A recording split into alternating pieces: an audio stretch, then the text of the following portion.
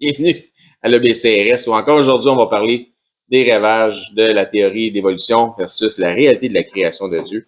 Et on a donc aujourd'hui, faire suite un petit peu à ce qu'on avait vu, donc ça va être très actuel. Hein. On a vu beaucoup les choses se passer, plus on avance, plus on avance dans des temps qui sont contemporains aux nôtres.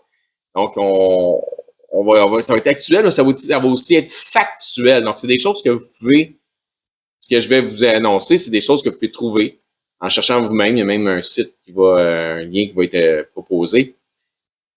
Et c'est toujours des choses qui sont liées, comme on a pu voir toutes les choses qui sont liées ensemble. Donc, c'est lié vraiment et influencé par la théorie de l'évolution. Donc, on va parler de choses, de concepts qui sont élitistes, mais qui nous touchent présentement, qui nous touchent de près. Et on va voir éventuellement l'agenda futuriste de ça, mais il n'y a rien de conspirationniste là-dedans. Ces choses-là sont annoncées, dites, prononcées, ils ne se cachent même plus. Donc, vous allez voir là, ce qu'il y en est pour aujourd'hui. Donc, on est rendu à la 4e partie de le côté sombre de la science. Donc, toujours à l'origine des espèces qui a engendré l'eugénisme, qui a engendré un esprit élitiste, qui a finalement engendré aussi les nombreuses morts qui se sont produites lors de la Deuxième Guerre mondiale et Auschwitz, les chambres à gaz, etc. Donc, le génocide des Juifs. Donc, on avait parlé de ça la dernière fois. Ça, c'est la dernière slide qu'on a vue la dernière fois qui parlait de stratégie progressive. Hein? Puis là, c'est pour ça qu'on progresse. Donc, souvenez-vous hein, des visions de l'eugénisme qu'on avait dit, l'élimination des handicapés, des esprits faibles, ce qu'on appelle les feeble-minded, incluant les alcooliques. Les alcooliques, à l'époque, de l'essor de l'eugénisme, était le plus gros groupe de narcodépendants. Puis, ce que Margaret Sanger disait, c'est que l'eugénisme est la façon la plus adéquate et la meilleure façon comme solution de régler les problèmes raciaux, politiques et les problèmes sociaux. Donc, quand il parlait de faire un ménage racial, donc l'hygiénisme racial, donc avoir une meilleure race plus forte en éliminant d'autres races, c'est ça que ça veut dire. Encore une fois, en ce qui concerne l'esprit derrière l'eugénisme, les termes changent, les acteurs changent, hein, parce qu'ils mettent ça maintenant sur plusieurs générations. Il y en a qui meurent, il y en a qui vieillissent, il y en a d'autres qui viennent au monde. Donc, ce qu'ils font, c'est qu'ils recrutent de nouveaux agents, mais l'agenda demeure le même. Et l'agenda est d'éliminer les faibles au profit d'une élite, et c'est ça qu'on va voir. Mais on va voir ça avec un monde vraiment plus contemporain au nôtre.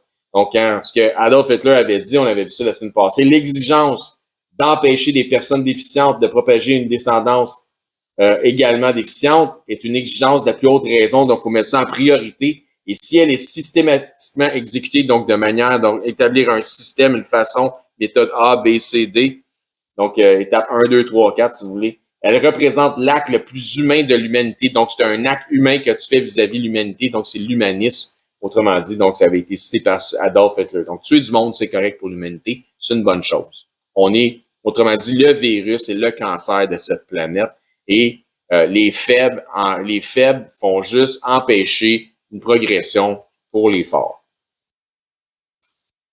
Donc, le New World Order, ou ce qu'on appelle le Great Reset, vu sur le WEF, il y en a qui savent c'est quoi le WEF, le World Economic Forum, le Forum économique mondial. Donc, si des idées conspirationnistes sont associées aux idéologies de l'établissement d'un nouvel ordre mondial, il n'est pas aussi conspirationniste de craindre les changements à venir du fameux Great Reset.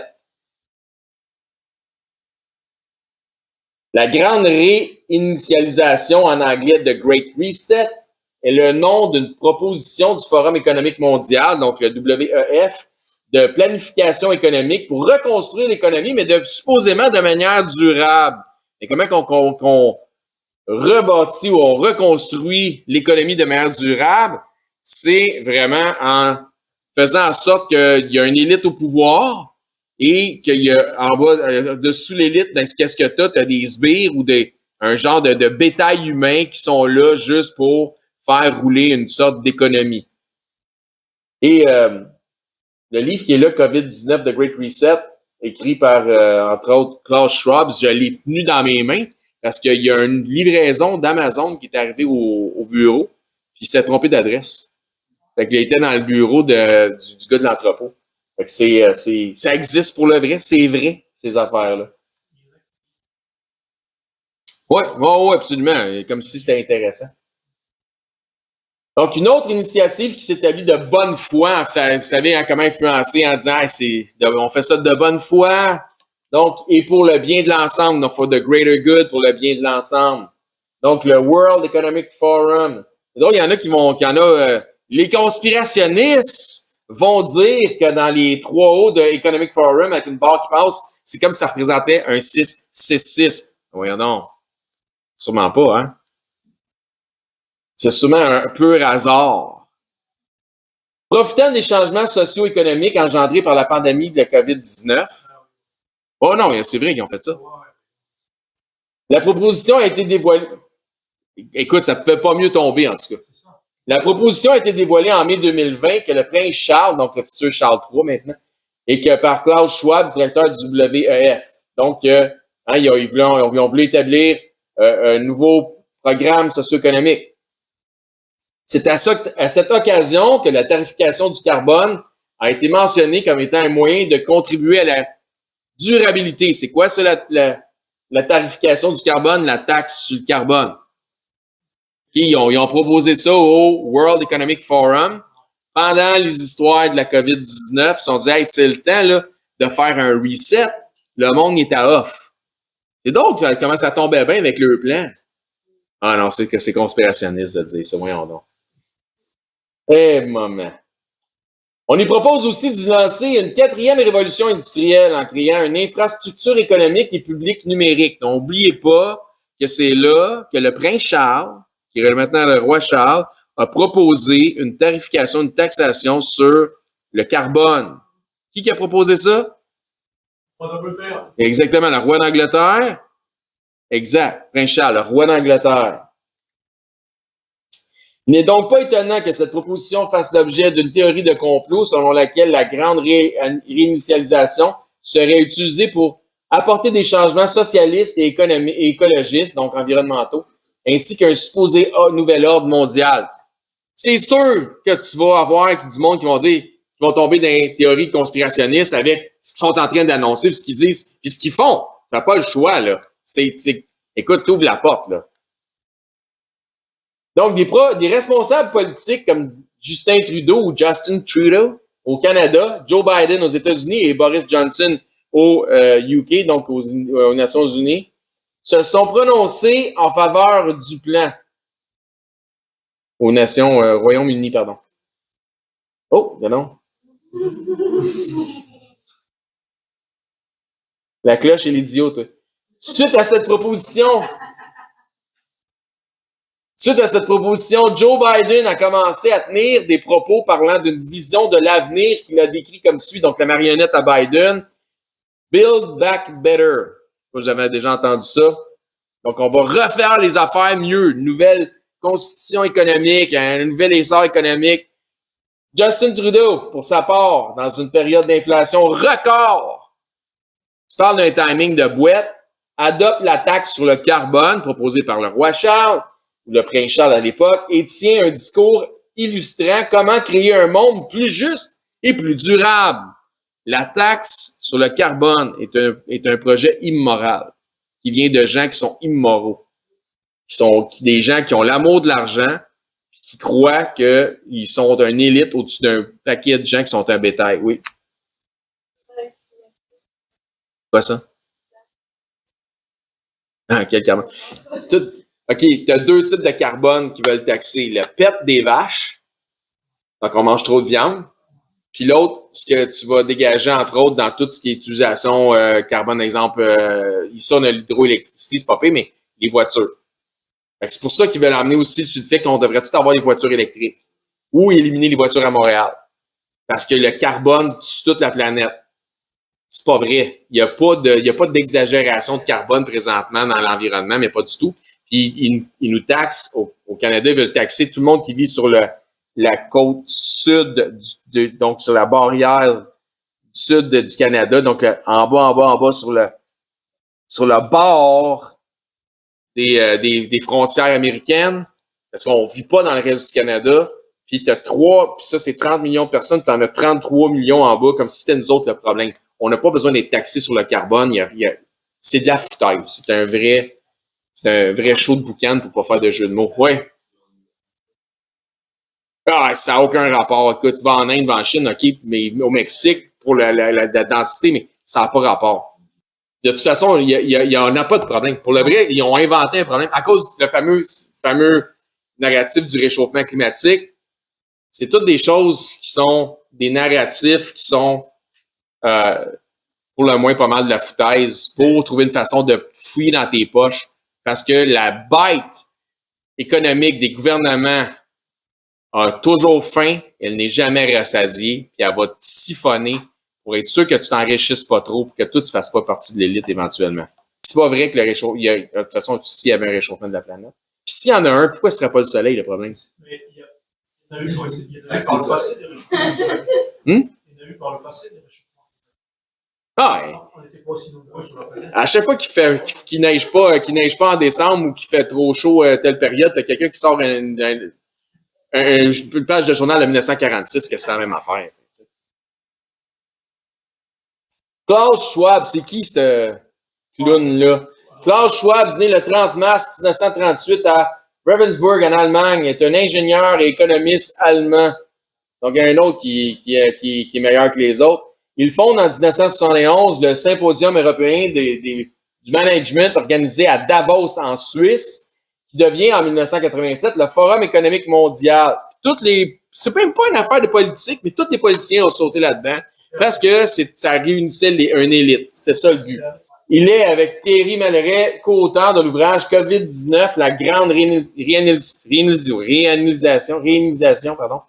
qui est publié en juillet 2020 chez l'éditeur Firm Publishing. Eh oui, voilà. Donc, comment profiter d'une catastrophe pour faire un reset? Donc, morale d'histoire, comment profiter d'une catastrophe pour faire un reset? Une réinitialisation, whatever. Réinitialisation. En gros, un effacement complet. Ouais. OK. Si on fait les maths, 1 plus 1, ça fait 2, est-ce que ça voudrait dire que le fait qu'il arrive une catastrophe pour l'ensemble, de manière majeure pour la planète, est bon selon eux ou mauvais? Bon. Parce que c'est quoi le problème? C'est qu'ils se disent là, on a besoin de faire un reset parce que la dernière fois qu'on a pu faire un reset, c'était à la Deuxième Guerre mondiale. C'était bon. Ça prend soit une Troisième Guerre mondiale ou autre chose. Mais il faut qu'on pille la Deuxième Guerre mondiale a fait des millions de morts, donc il faut éliminer du monde. Donc, ils ont besoin d'une catastrophe. Ils veulent une catastrophe. Ça prend une catastrophe. Ils vont créer une catastrophe. Ils ont les moyens. C'est l'objectif, c'est le plan, c'est l'agenda. Incroyable. Ils se foutent carrément de la vie. Ils n'ont aucun respect pour les humains puis la vie humaine. Aucun respect. Oui, donc c'est la psychologie de la cruauté. Eux méritent de vivre, puis nous autres, ben si on vit, c'est grâce à eux, puis dans le fond, hein, c'est d'eux autres qui devraient choisir donc si on a le droit de vie ou de mort sur nous, comme des maîtres sur des esclaves ou des maîtres sur du bétail. Il n'y a rien de faux dans ce qui est présenté là. C'est pas de la conspiration, c'est factuel. Donc, dans un entretien télévisé nommant particulièrement Justin Trudeau, Klaus Schwab se félicite d'avoir converti à sa cause de jeunes leaders politiques et l'ensemble de leur cabinet. Ouais. Et quand je vous dis qu'ils recrutent une prochaine génération, c'est comme ils vont mourir et ils n'auront pas fini d'accomplir leur plan. Mais ils tiennent vraiment à cœur. Ils veulent que ça continue après leur départ. OK, le diable a ses disciples, hein? Donc, dans sa vision de l'avenir, le WEF, donc le World Economic Forum de Klaus Schwab, se propose aussi sur le site Internet 5 raisons qui devraient nous convaincre de manger des insectes afin de réduire les changements climatiques. Donc, moins de vaches, parce que tu manges plus de bébites pour aller chercher tes protéines, moins de pètes de vaches, moins de pètes de vaches, moins de carbone, moins de réchauffement climatique, mangeant de la bébite. Mais peux-tu me croire? Penses-tu que les autres vont manger des bébites? Prince Charles ou Roi Charles III manger des bébites? Non, il a un jardin personnel, le Roi Charles, dans une résidence à la campagne. Ouais, mais tantôt, là, quand toi, tu vas vouloir faire un jardin, parce que faire un jardin, c'est comme imprimer de l'argent, OK? Quand tu vas vouloir faire un jardin, là, tu sont déjà en train de faire un plan que ton jardin dans ta cour va créer des problèmes climatiques de carbone. Ils sont déjà en train d'écrire un scénario pour ça. C'est hallucinant. Puis ils ont un programme, on va voir le plan. Le plan, il est factuel. Ce que je vais vous montrer, c'est factuel. C'est aussi Klaus Schwab, qui est ses acolytes du World Economic Forum, qui propose l'idée du transhumanisme, où, dans un avenir rapproché, nous, donc les êtres humains, devrions augmenter et ou fusionner avec la technologie.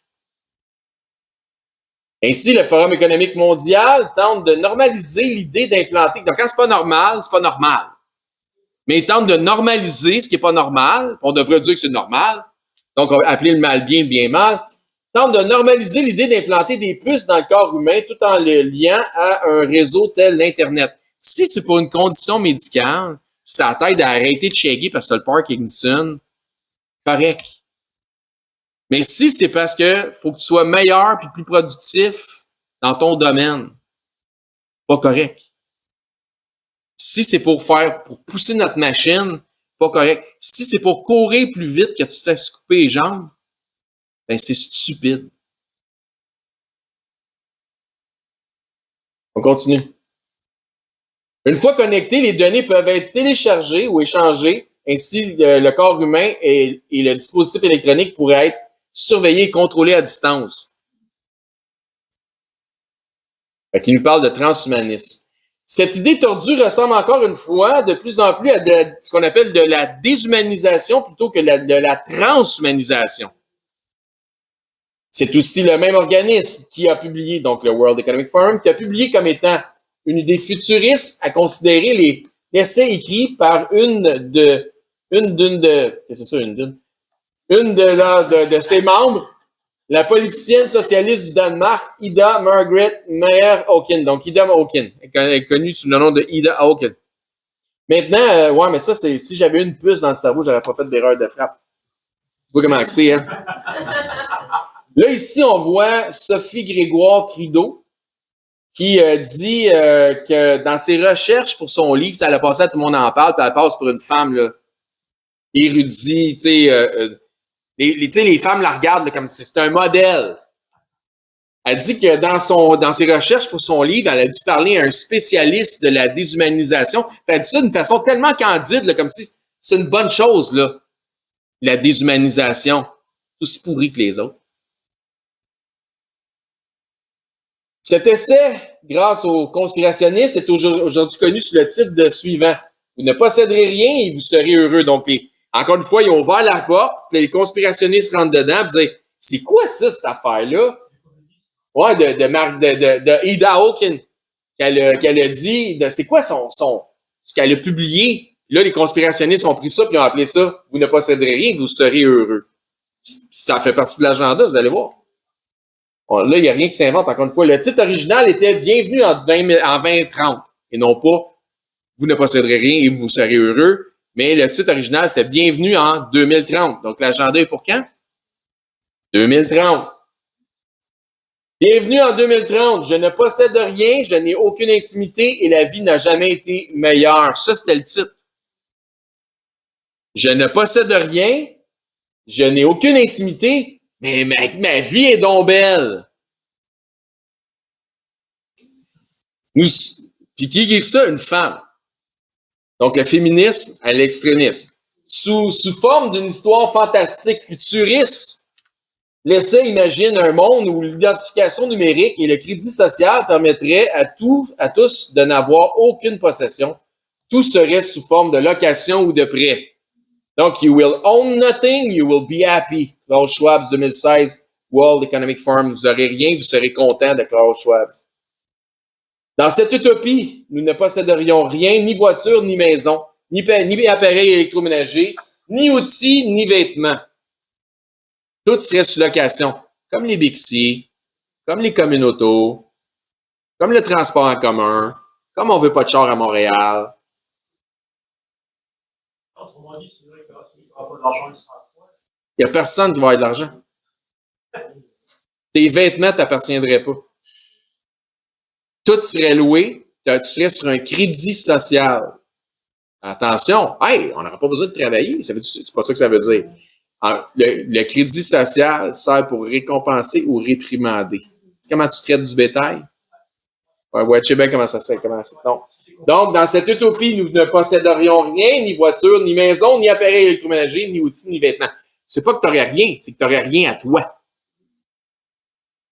Donc, tu veux garder ce qui n'est pas à toi, ça te prend un méchant bon comportement. Es-tu un bon citoyen?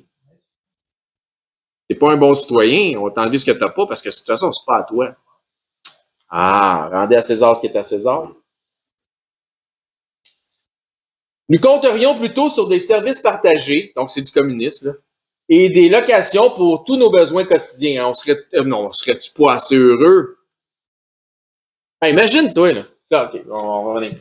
Klaus Schwab ne se cache pas pour admettre qu'il envisage une société d'une absolue transparence dans laquelle la vie privée serait chose du passé. Non, mais si t'as rien, il le dit, si t'as rien à cacher, tu sais, à moins que tu aies quelque chose à cacher, tu te fais sentir coupable. Là, tu as des sans-dessins qui vont répondre à ça dans la masse. Tu dis, ah, moi, pas de problème avec ça, parce que moi, j'ai rien à cacher. Faut-tu être cave? Non, mais ça n'a pas de sens. Mais dans quel genre de monde qu'on vit? Donc, ça s'en va par là, les amis. Puis, imaginez l'utopie. Si tu loues un auto, moi, mon auto, là, je décide si c'est propre ou est sale. Mettons que je l'aime propre. Mettons que je la prends, puis l'autre qui était dedans avant, là, il a décidé qu'il se fouillait dans le nez, là, mais pas de Kleenex. Ça me tente pas de prendre son char. Je veux pas. Comprends-tu? Je veux mon auto à moi. Ouais, mais tout le monde a des chars pareils. Tout le monde a des petites autos pareilles. On a toutes des Yaris. Ouais, mais moi, là, j'aimerais ça une Corvette ou un G moyen. Ou un VUS. Ben non, tu pourras pas. Fait que tout le monde est égal. Ça peut pas marcher. C'est utopique. Ça marche jamais. C'est du communisme. Ça peut pas marcher. Ça peut marcher. Ça peut marcher que si la population est 100% soumise par un régime de peur, un régime de propagande, puis un brainwash total. Donc, c'est la seule façon que ça peut fonctionner, c'est si la population est 100% soumise. Puis ceux qui sont pas soumis, ben devinez qu'est-ce qui se passe. Ils font du trouble, on les emprisonne, on les élimine. Eh oui. Donc, traduction de ce que je viens de lire, une société de délation qui sera axée sur un contrôle total des comportements de chaque individu, sans aucune latitude de liberté et d'indépendance. Fini le sens critique. Donc, t'as rien à cacher, mais si tu caches de quoi, hein, ton voisin va te touler. OK? Finalement, les idéologies proposées par Klaus Schwab et le Forum économique mondial ne sont que des modèles humanistes basés sur des raisonnements empruntés au marxisme, au socialisme et au communisme, liés à des technologies qui sont émergentes. Certaines sociétés nous offrent déjà un aperçu des promesses de bonheur que nous proposent les villes de l'avenir, les villes intelligentes, les villes de 15 minutes. On a entendu parler de ça, Montréal déjà prévoit faire partie des projets pilotes. Et que ça me tente. La Chine communiste, donc un petit aperçu de ce que notre monde va avoir l'air bientôt, si ça continue à aller dans ce sens-là. La Chine possède un des systèmes de crédit social les plus sophistiqués de la planète. Ce système vous récompense et vous donne des points si vous avez un bon comportement. Mais il vous punit et vous retire des privilèges si vous gaffez et ou si vous n'avez pas l'attitude escomptée. Donc, avec reconnaissance faciale, tu as un système qui va te récompenser, etc. Écoute, c'est un méchant problème. Il y a un type, il a pris l'avion pour aller à un endroit, puis pour une raison ou une autre, ses points ont été enlevés, il n'a jamais pu retourner chez eux. Donc, exemple de perte de points qui se passe en Chine. Mauvaise conduite automobile, perd des points. Joue trop à des jeux vidéo? Haha, n'arrive ça dans le trou. Perd des points. Consomme trop d'alcool? Ah, perd des points. Ah. Consomme trop de malbouffe? Ah, perd des points. Critique le gouvernement? Bon, ça, on aurait perdu une coupe à soir, mais perd des points. Socialiser avec un individu de mauvais rang social, tu sais, perd des points. Donc, ce système devient invasif et soumet sa population au point de les priver de leur liberté de parole, donc ce qu'on appelle le freedom of speech, de leur droit de rassemblement et de protestation. En fait, du bétail, puis des dociles, puis des... Hein? Donc, Frederick Douglass disait « To suppress free speech is a double wrong ». Donc, de supprimer la liberté d'expression, c'est de faire de pas correct deux fois. Donc, it violates the rights of the hearer and well as those of the speaker. Donc, ça viole les droits de celui qui écoute et de celui qui parle. Donc, pas chez nous. On n'en veut pas de ça chez nous. L'Australie a maintenant une politique d'immigration basée sur ce qu'ils appellent le bon caractère sous forme de test pour obtenir la résidence. Vous vous souvenez quand des choses qu'on a vues, lorsque les gens arrivaient aux États-Unis, au port à New York, ils vérifiaient avec l'eugénisme, ils faisaient des tests. Là, éventuellement, au Canada, vous avez vu un Asiatique de Chinois s'était fait charger une taxe de 500 $ pour être ici. Maintenant, j'ai entendu dire qu'il paraît qu'ils veulent charger une taxe de 25 000 par personne si tu veux quitter le Canada. Donc, vraiment, là, on est en train de tomber dans un système communiste, socialiste, marxiste, au bout. On va être prisonniers chez nous tantôt. Donc, il y en est ici aussi en Allemagne. Mais plus près de chez nous, nous avons tous pu constater ce qui s'est passé avec les manifestations des camionneurs canadiens. Quand tu supprimes le droit de parole, le droit de manifester, le droit de contester, de se rassembler. Tous ceux qui se tenaient dans un certain périmètre des manifestants, grâce à la technologie, on peut être identifiés, comme en Chine. Et certains ont vu leur compte de banque être gelé. Donc, les dissidents ont reçu des pénalités, comme avec le crédit social, au petit test, Ça s'est passé quand, ça, dans l'histoire de la COVID? Donc, c'est ça qu'on a vu, et une femme mère monoparentale qui avait donné 50 $ pour les convois, s'est fait complètement geler son compte de banque. Puis c'est un acte illégal que le gouvernement Trudeau a fait. Ça a été jugé illégal. Il n'y a pas de conséquences pour ce qu'ils ont fait. Aucune idée. Là. C'était la seule façon qu'elle avait participé, c'est qu'elle avait versé 50 $ au fond là, des camionneurs. Puis son compte de banque avait été gelé. Puis j'essaie de lire qu'est-ce qui est écrit. C'était à cause de Trudeau avec son Emergency Act qu'il avait fait. Il n'y avait pas d'affaire à faire par tout. Ça n'avait aucune raison d'être. J'aime bien les Chinois.